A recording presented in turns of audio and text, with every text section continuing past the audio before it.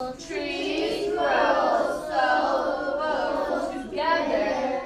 Not your typical teacher, Shannon Haas is also a full-time student athlete at Arizona State University. She plays center on her water polo team. She has had an extremely busy semester juggling water polo, student teaching, and a double major.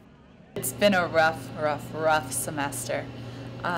It's not easy handling being an athlete, a college student, and a teacher to these second graders.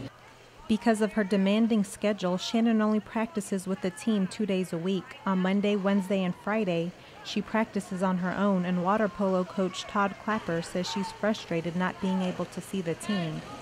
And I think she's been a little frustrated maybe this year because she hasn't spent as much time around the team, and I think she's looking forward to being with the team on the road and stuff in the spring.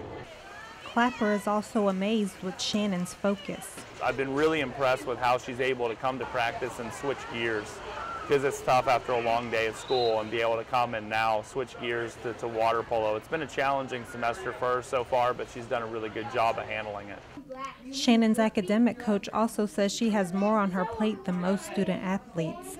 I think for her, compared to other student athletes, she probably does have a little, more on her plate, trying to balance both majors and her sport and, now her student teaching. Burgess also says things can get very overwhelming for Shannon. I mean, she has her moments like everybody where, sometimes she'll come in and, I can see the tears in her eyes because she's a little overwhelmed and, but then she figures out a way, to get through it.